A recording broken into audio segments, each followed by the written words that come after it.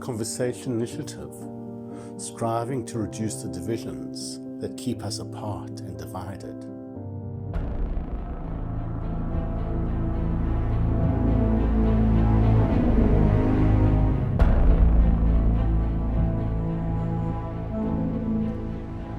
Hi, my name is Brian Siegel. Hi, my name is Apiwe Nqevu. And we have recently formed a foundation called the Conversation Initiative.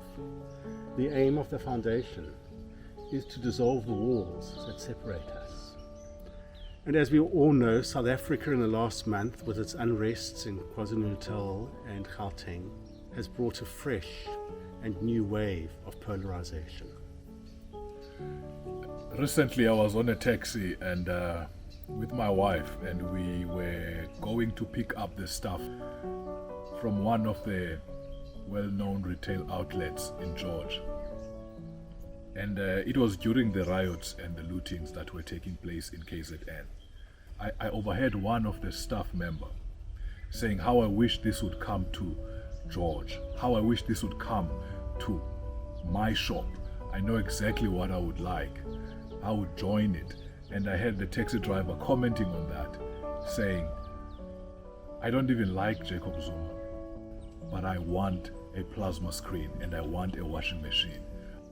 And so I suddenly realized that that lady, in her woundedness, in her disempowered state, in her anger, whatever that may be, she was almost giving permission to those who were listening to her in the taxi, that you can do this at my work, in her brokenness. The Apiwe story makes me realize just how different worlds we live in, just how divided we still are. And so today we met to have a conversation around the effects of polarization, the effects of possibly the unrest, and little did we know what was going to unfold.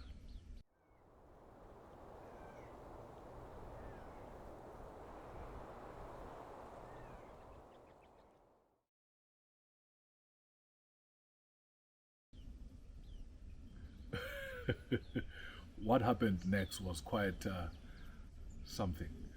As I was sitting there, I heard a very sharp accusing voice saying, "Sorry, can I help you? Sorry, can I help you?" And I was scared. I was scared.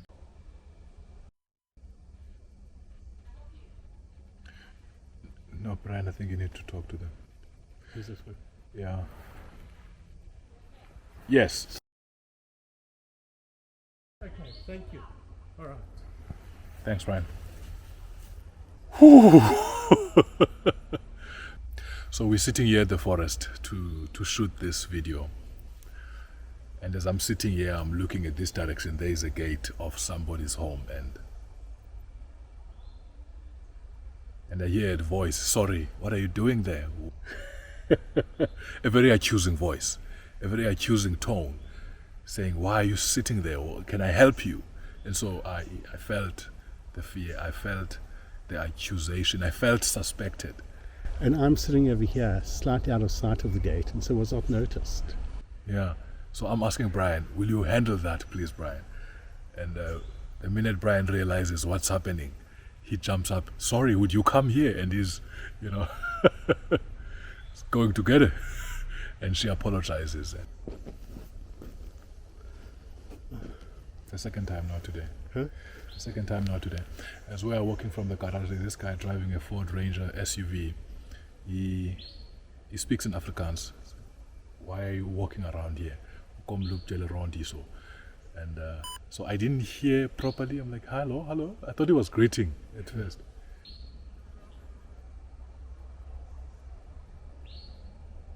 Okay. What do you want to talk about?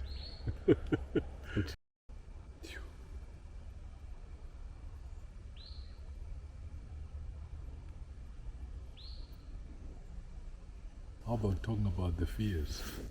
But even now, I could feel myself as that lady saying, "What are you doing here?" I'm afraid. It's like how do I answer in a way that proves that I mean no harm? I could feel this fear that, please Brian, handle this, because with you it's going to be a different dynamic altogether. It's so easy to blame. What do you think are the fears? The fears are exactly why I'm afraid to respond, because I don't want to prove them right. What do you think her fears are? I could think of many, Brian. We are now in South Africa at this time when something just happened all around, something that was on the news. It's about self-preservation. It's the same thing as what I just told you now. As I'm saying, I was passing the road, and as I'm getting closer to the car of the lady on the traffic lights, and then I hear the car locking. You know, it's what are the fears of that person as I'm coming to pass? It's maybe I'm coming to mark them.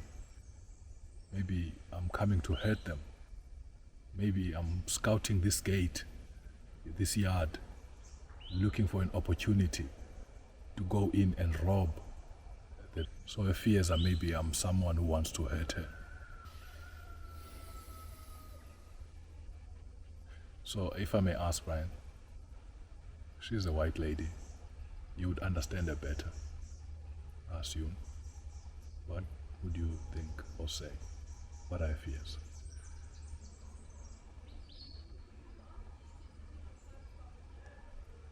There she is again.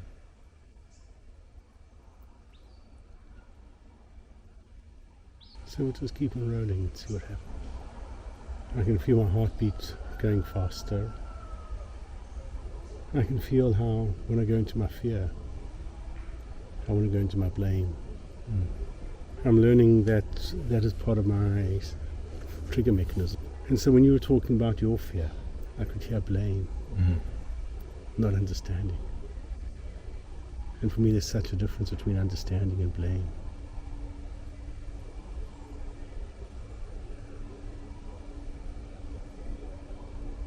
And so I'm going to first off start off in saying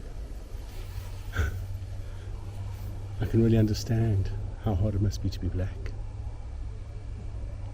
That you're walking in the street and somebody locks their car because of your skin color. And how hurtful that must be. How deeply, deeply, deeply hurtful that must be. The same thing is this lady behind us. I'm not sure what she's going to do. I'm sure if there were two black people sitting here, a lot more provoked. And so once again, just your blackness, your black skin, provokes her into such aggression. Her tone wasn't a friendly tone of, "Hi, what are you doing here?" It was one of aggressive. "What are you doing here? You can't be here." One of complete defensiveness, one of complete panic. So I can understand what it must be like to be a black person coming into the white neighborhoods of South Africa, and how ostracized and feared it must be.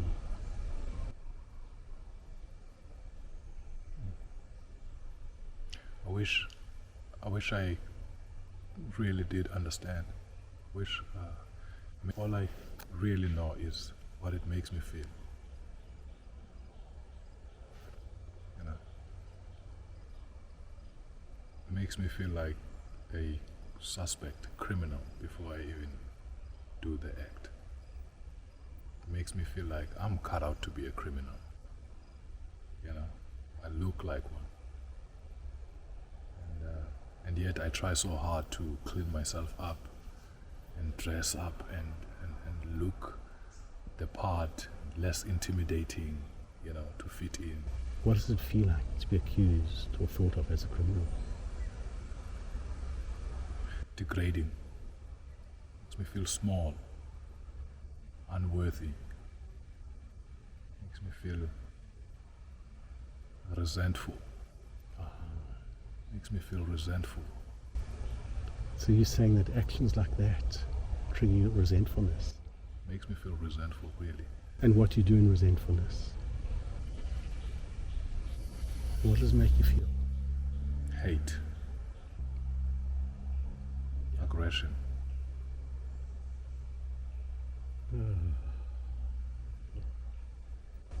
You see, when you feel our feelings, it's so powerful. I'm sorry that in most swart scare of you, we trigger the sense of aggression, of hatred. And of course, from a white perspective, I'm doing nothing wrong. I'm just protecting my property against these hateful people. You've just said that you're full of hate. What makes me really sad is how few whites see what they are triggering in the other. Sit here and saying, I'm just defending my property. You know, the riots in KZN and the crime, and of course I'm nervous. I'm mistrusting of blacks, but I'm not realizing what my contribution is to that. And I can now see that she's walking around here looking at us, so she's just walking behind you and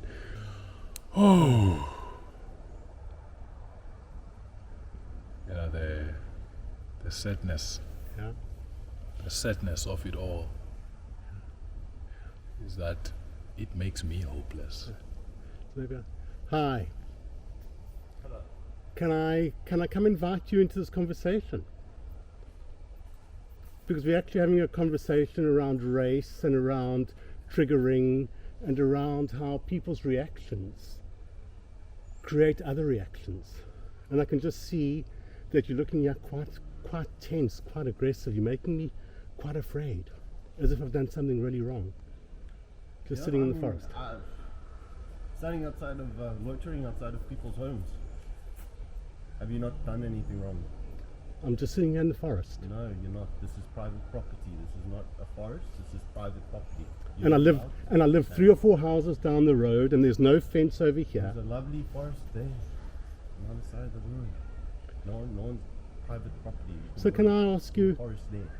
Yeah. Can I ask you, what happens if I was sitting here with my girlfriend, a white girlfriend? Would you be acting in the same way? I don't give a shit who is loitering on our property. My mom is fucked up, and she's had people break in here before. How would you feel as a white woman that doesn't have any ability to defend yourself when 2 men, not black men, not whatever men, just 2 men are loitering outside of your house? It's very vulnerable. This is private property, and it's not okay for you guys to just invite yourselves. That just is not how the law works. So what I'm wanting to ask you is, can you see how your aggression towards me is triggering an aggression that I'm wanting to be aggressive back to you? I can see why that you'd do that. Okay. You understand that you're just wrong though? So what I'm really wanting to ask you is, what happens if you were to drop your aggression and ask differently? What happens if you were to drop your suspicion and inquire? How different would the conversation be? I don't give a shit. There's nothing for me to inquire about. You're breaking the law. I'm asking you to not break the law. There's nothing else that's going on here. Get off the property, or other people will come, and we need to make this more of a hassle than it needs to be. Wow. Nice. Yeah, it is. So then, You're causing a lot of shit. Why? Whatever. Well, let me tell you how I felt. I felt like she was actually suspecting me because I'm black. That's how I felt. Now, I didn't know it was a private property, honestly. I'm telling you that. I wouldn't come here and try and cause havoc in people's homes. But that I definitely felt. And I consider us to be really kind people. We would really get up and go. We love conversations. That's why we're actually even having this with you, because we don't want to harm anybody. Yeah, well, you can understand why she would react defensively if there are 2 people breaking the law. so what I'm wanting to ask you is, can you understand what we are saying? Is it only me understanding what you're saying, or is it also about you understanding what I'm saying? I understand. Are you understanding that there's no fence here? We didn't know that we were on private property. I don't. Please doesn't just need let to me be finish. anything. There doesn't need to be Please. anything about it. I'm asking you to. Okay, you didn't know. Now you know. The other people are going to come. Now you know. Yes, so we will You'll be leave. harassed if you don't. So we will leave, but I'm just asking how we can end this conversation with less aggression. Because what I know is that aggression begets aggression. And so what I'm really asking you is saying we will leave. But how can we leave without you having this, I'm going to say it in my way, toxic aggression towards me or towards us? Is there any way that we can do it? Because this is about relationships. I don't have a relationship with you. All Especially with me. All that needed to happen Well, was, this is private property. You're not allowed to be on here. Can you please leave? Yes, we'll leave. That's a positive. So in terms of relationships going forward, We don't need a relationship though. so you see, I disagree with you very strongly, and I'll share with you why.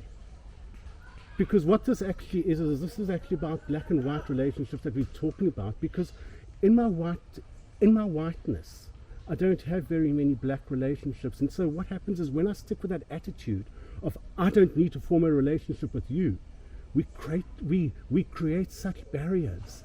And my invitation is, how do we address those barriers and how do we reduce those barriers so that as a country we can move forward? I really would, but right now I don't give a shit. There's times I would, but not right Okay, now. so can I invite you? You can come to my house and we can have the conversation. It's an important I'm done. This is conversation. enough of a conversation. I would enjoy that conversation. I really So I'm would. inviting you to it. But no, I'm sorry. I'm inviting Get you out. to it. Get out, and I'm gonna leave, and I want Thank you you. to leave too. I We will don't leave in 2 minutes.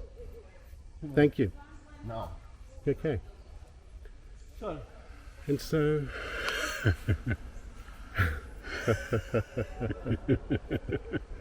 as I was saying, it's got nothing to do with white aggression.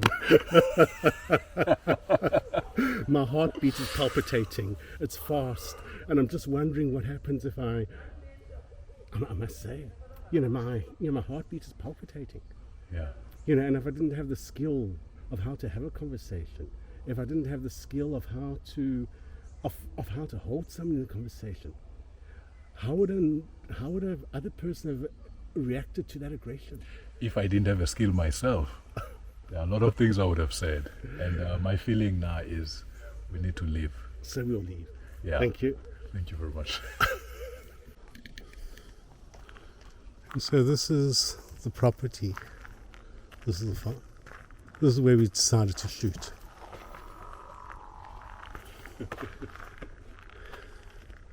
As you can see, it's a country road. There are no fences.